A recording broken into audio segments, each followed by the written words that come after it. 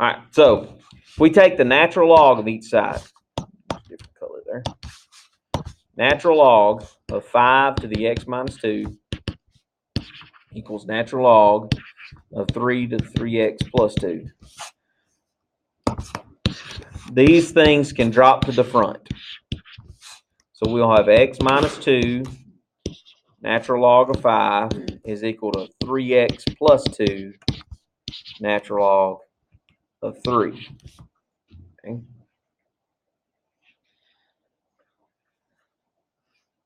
Now, solving an equation. What do we know about natural log of 5? What is it?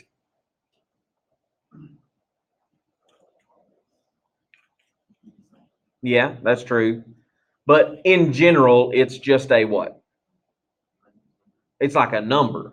It's not a variable. It's an actual number. So it'd be like if there were a 3/5 there or something weird, like a fraction or something. It's a big, long decimal is what it ends up being. Okay, so natural log of 5 is a number. Same thing's true for natural log of 3. They're just numbers. So we've got to just treat them like, hey, that's just a number. So if this were a problem in which we had maybe a 7 here, what would you do with the parentheses and the 7? You would distribute. That is what's happening here. We have a number times this expression. So we're going to distribute that so that it's x natural log of 5 minus 2 natural log of 5. We're going to do the same thing on the other side. 3x natural log of 3 plus 2 natural log of 3. Now, in solving an equation, what's your end goal? Get x by itself. So that means x has to be where? Everybody's got an x. It's got to be on the same side to start off with, right? So with this side, we got this piece that's got an x. On that side, we got that piece that's got an x. And this guy doesn't have an x. So I need to swap some places with some things, right? So we're going to move. This is just a number. 2 natural log of 5 is a number. We can move it just like if it were a 4. Okay? How do we move this piece? Add it. Add 2 natural log of 5. I'm going to add it over here. Even though those aren't like terms, they're still numbers. So I'm just putting it over there. Okay, that's the numbers that are going on the right. And then I need to move this 3x natural log of 3 over to the left side so that all the x things are together, right? So how do I move that 3x natural log of 3? Subtract it. So if I subtract 3x natural log of 3, and again, I know that those two pieces that I've stacked up here are not like terms because one's a natural log of 3 and one's a natural log of 5. So when I'm looking at exact answers, I can't put them together like that. But I can write it out, x natural log of 5 minus 3x natural log of 3. And remember, this is canceled out. This is canceled out. And then on the right-hand side, I've got the 2 natural log of 3 that was already there plus 2 natural log of 5. Okay, that still doesn't look very pretty, does it? But it does have all the x's on one side and the things that don't have an x on the other side. Now, here's where you've got to channel your inner Algebra 1 student and think, what can I do to the left side so that I can isolate x?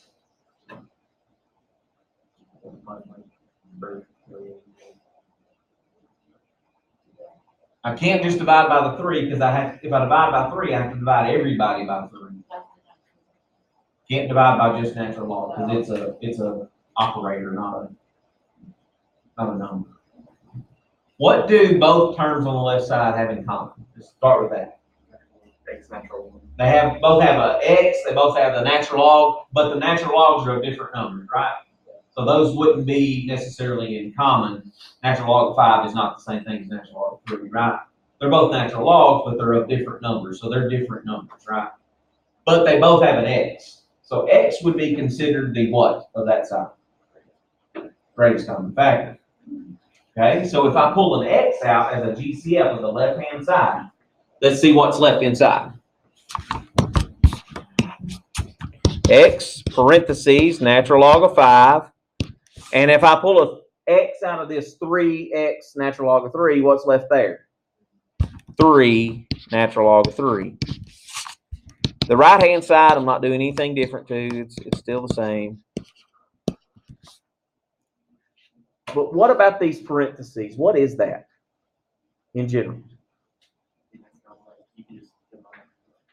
Okay, because it's a what? It's a natural log of 5 is what kind of, what? It's a number. And 3 natural log of 3 is just a number. And when you subtract a number minus a number, you get a number, right? So this is just a number. It's a weird looking number. We're not used to seeing numbers that look like that, but that's a number. And this is a number times x. And in order to get x by itself, I divide by that number. So I'm going to divide by the natural log of 5 minus 3 natural log of 3.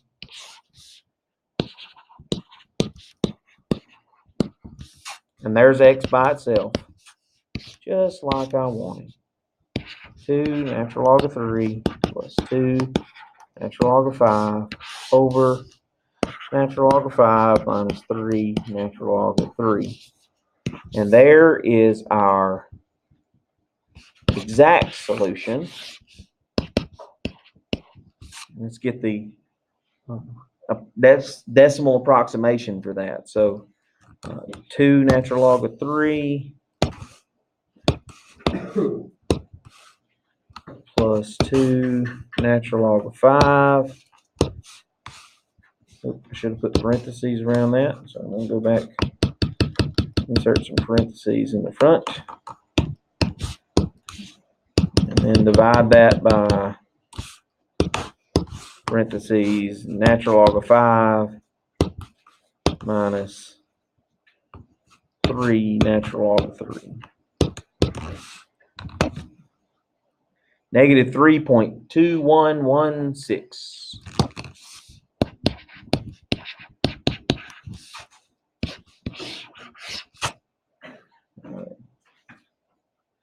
Now, our original problem did not have logarithms in it, so I don't have to worry about that being a negative inside of a logarithm, so I don't have to really go back and make sure that happens. Now, if I plug this in, the rounded version into the original problem, it's going to get really close to being correct on each side. It won't quite be fully correct. If you were to use that, number that's on your calculator there and plug it in and say, store that as x and do 5 raised to the x minus 2, get that answer, and then do 3 raised to the 3x plus 2, we get the exact same decimal on each side. But I can't use the rounded value and get it perfect. It would be really, really close because we're going 4 decimal places with our rounding, so it would be real close, but it wouldn't be perfect. How of that? That's probably the toughest one we do today. I mean, really, not every one of them is going to be that long. Okay? That's as tough as they get.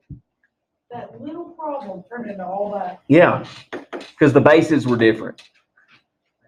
The bases are different. It extends the problem. It's harder to deal with. If the bases are the same or there's only one side that has a base with an exponent with a variable, they were real short. They're like 2 steps and you're done.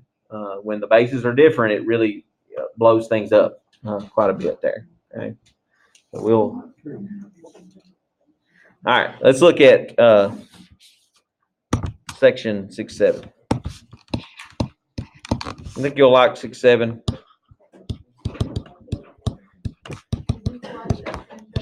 Yes, ma'am. So finish this section, quiz and a test, and then one more chapter, and we're done with college algebra.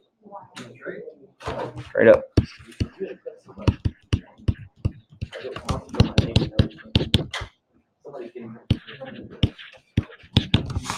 Compound interest. Juniors, you've heard this in your Dave Ramsey course that you've been talking about. So we're going to do some math problems with it. So formula for compound interest. Principal times 1 plus R over N to the NT. R is your rate, like your interest rate. N is the number of times compounded in 1 year. T is time in years. P is your principal investment. And then A of T is the function for the account over time, is what that stands for. So we're going to take some basic ideas here with this, and we'll do compound interest, and then we'll do continuous interest. Compound interest is the most common one. If you get a savings account up here at Farmers and Merchants or CBNS or any of the banks, Hardin County Bank, they use compound interest formula. Figure what you're going to get if you leave your money in there. It's not much. So, yeah. Well, investing is a tricky game. If you got a lot of money to invest, you can make a lot of money investing. If you don't have much money to invest, it seems like it takes forever to make money. It's a tough thing to wrap your head around. All right, so let's pretend we're investing $1,500 at 2.5% interest, which is a high interest rate for drawing money in a savings account or some sort of mutual fund at this point in time in history. But let's say maybe it's a CD or something where cash deposit where we leave that money there for a certain amount of time. They give us that interest rate. If we take it out, they're going to penalize us. That's usually how, if you get a higher rate, that's how you get it. So interest, 2.5% interest compounded quarterly. And let's say that we have to leave that there for 4 years. Maybe it's some money we got for graduation. We'll put it in the bank and get it out when we graduate from college as a present to ourselves. Okay? Yeah. We're not going to buy that TV and Xbox for our dorm room. Okay? All right. So, formula, A of T, principal, 1 plus R over N to the NT. All right. Let's plug in the stuff we know out of that. Okay? We know the principal investment, $1,500. We know the interest rate is 2.5%. So that's 0.025. So we convert that to a decimal always. N, the number of times compounded in a year. Quarterly means how many times? 4 times. If it were monthly, it would be 12. Weekly, 52, and you keep going there. Semi-annually would be 2. Okay, so just trying to come up with words we don't see very often. And then N is 4. T is for 4 years, so it's a double 4 up there. So on this one, we're actually just finding out, what the account is worth after 4 years. We're not trying to solve for a particular variable here. We're just trying to, basically get the workings of that formula going. So it's just plug and chug. 1,500 parentheses 1 plus 0.025. Oops. 25 divided by 4. Close the parentheses, raised to the 16. 4 times 4 is 16. So I'm just going to multiply that together. And at the end of 4 years, we will have made $157.24 by doing nothing.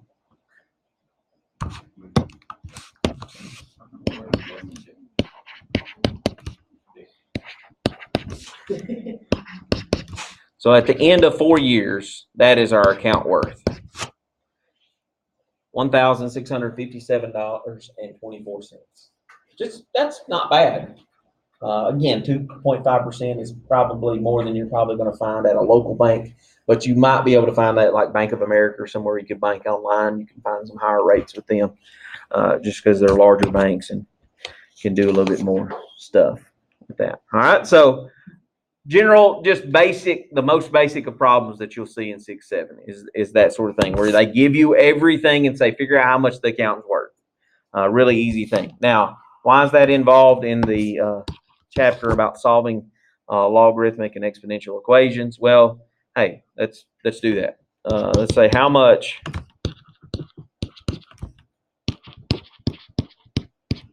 should I invest for 6 years at 3.25%. So maybe it's some sort of mutual fund that the money is locked in there for 6 years. And if you leave that money alone and let the bank use it to make more money, they'll give you 3.25% interest. Compounded monthly to have $6,000.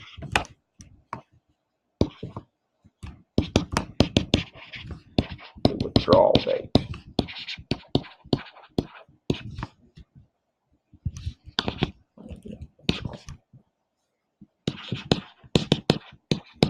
All right, so we want to know how much do I need to put in the bank so that I can get $6,000 out of the bank at the end of the 6 years. That's what we're trying to find. So what are we looking for from our formula? The principal amount. So this is the easiest of solving kinds because the variable we're looking for is just simply multiplied times a number. So we know everything except for the principal investment. We know that the rate is 0.0325. It's compounded monthly, so n is 12, and so that would be 12 times 6 on the exponent, and we're looking to have $6,000. Maybe maybe this is how your parents maybe bought your first car or something. They put some money away when you were 10 years old, and when you turned 16, they knew they could get it out, and they had $6,000 just there. They don't have that car. That's what my plan is, but I don't know. I don't know how much I got to put in there. So let's solve that. All right. So work out that side over there, and then we're going to divide 6,000 by it. How much should the principal be? How much do I need to put in the bank so that in 6 years I can have $6,000 to go buy a car with? Okay, so 6,000 divided by, and then this is where the parentheses come in. I'm going to do double parentheses just to make sure it works good.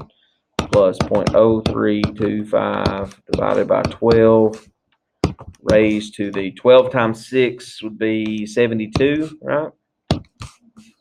And then close those parentheses. So that's taking, what I've done there is taking 6,000 and I'm dividing by everything that was in the parentheses with the exponent. I put double parentheses on my calculator because of that exponent with the 72. So I need to work that out for me. Okay, and then just hit enter. So I need to put in the bank $4,938.31 to make sure that I've got $6,000. Got to round up. Now that if I put in just 30 cents, I'll probably get just shy of $6,000. So $4,938.31. But in 6 years, I almost made $1,100 doing nothing, which that's pretty good for doing nothing. If you got $4,938 laying around, let it go. So that's pretty neat. Figure out how much money you need to put in the bank to have a certain amount when you get out. All right. Let's go to the next kind of problem.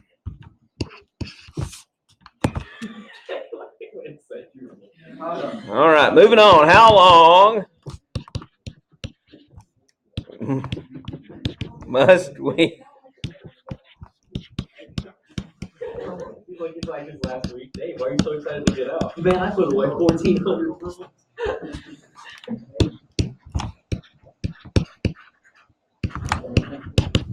Bank is like, well, we're going to cash out $6,000. So tell them to get it out.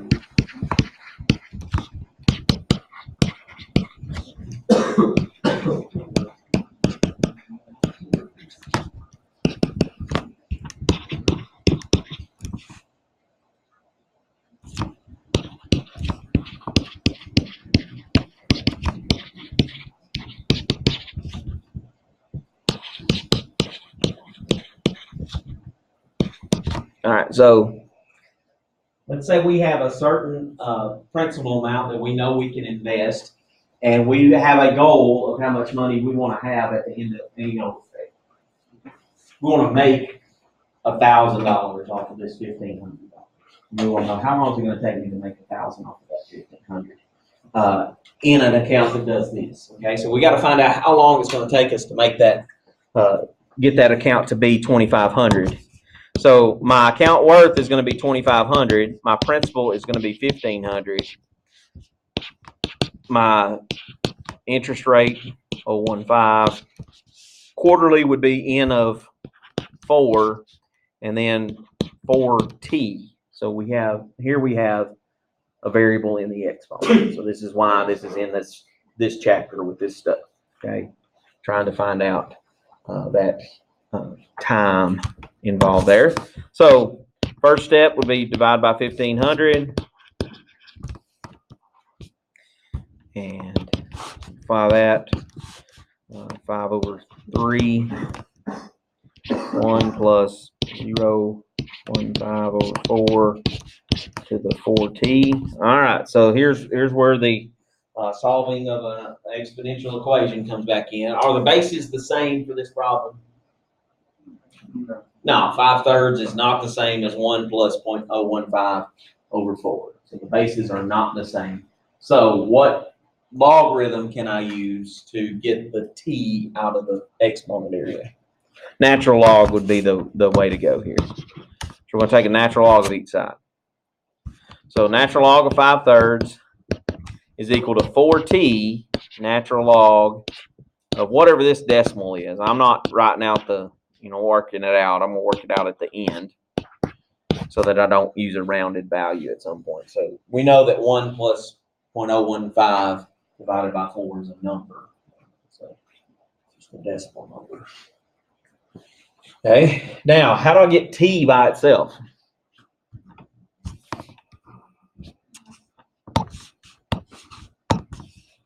Divide by, I heard that, that's right. What am I dividing by? Everything that isn't a t on that right-hand side, right? So the 4 natural log of that stuff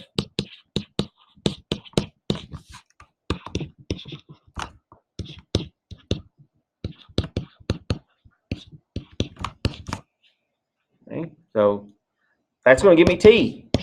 So the exact solution is natural log of 5/3 over 4 natural log of 1 plus 0.015 over 4, 0.015 over 4. But who knows how much time that is. So let's convert that to time and go from there. So natural log of 5/3 divided by 4 natural log of 1 plus 0.015 divided by 4. 34 years. 34.12 years.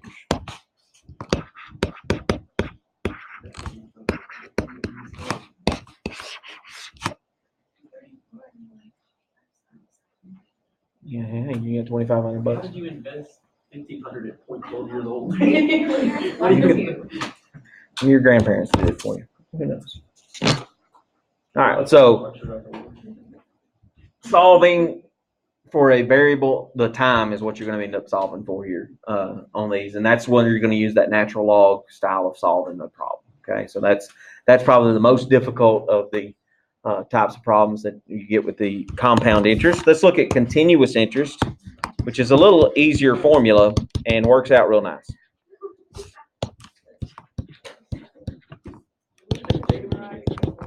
It would be a good idea.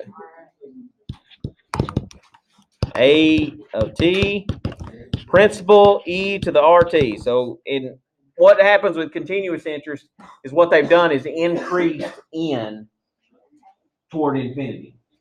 And as n gets closer to infinity, that parentheses, the 1 plus r over n, that gets closer and closer to being the e exponential number. That's what happens there. That's continuous interest means every second, every nanosecond, they're dumping the interest back into the account, as opposed to every 3 months or every 4 months or every month, that sort of thing. So it's a continuous interest. You don't see many local banks do interest this way. Okay, it just didn't. They don't do it that way. All right, so principal P, R is rate, T is time. So let's look at this type of problem. How long does it take to double an investment at 5% continuously?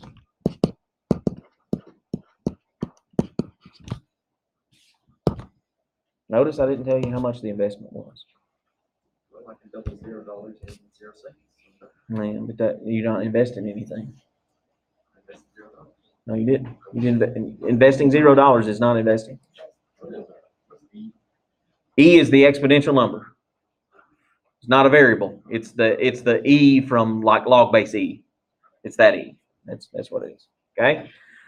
So when you're looking at that formula, if you're going to double something, you're going to double your principal investment, right? No matter what your principal investment is, it's going to take the same amount of time to double $1,000 as it would to take and double $1. If the interest rate is the same, the time is going to be the same for no matter how big your investment is to double it. So let's do the easiest case and double $1. We invest $1 and double it. The account will then be worth $2. So we have 1 e to the rate 0.05 and then t. If we had chosen to invest $1,000, obviously we could put a 2,000 on the left side and 1,000 on the right side. Works out the same way because the first step would be dividing by this 1, right? And get rid of it. You'd have 2 is equal to e to the 0.05 t. How do you get that t out of the exponent?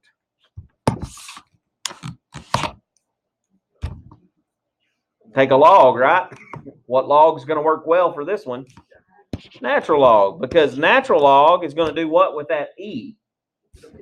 Cancels it out. So we get 0.05 t is equal to the natural log of 2. And all we got to do to get t by itself is divide by 0.05. And the time would be natural log of 2, and then close the parentheses, divided by 0.05. 13.86 years.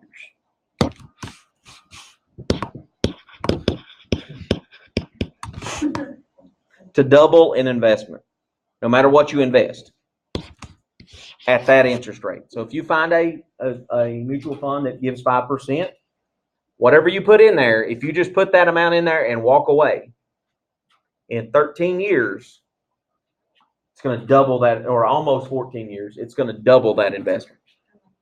That's the kind of what we're the general sense here.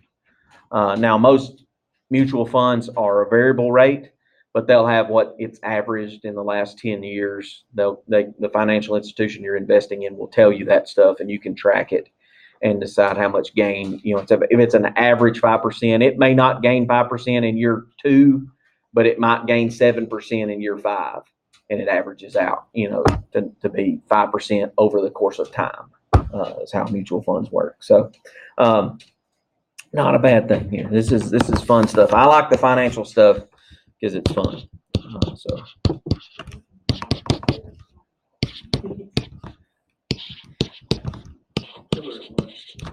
Yeah, I'm pretty good at that. So that's section 6.7. Where's the problem for 6.6? Ooh, I don't have a written here.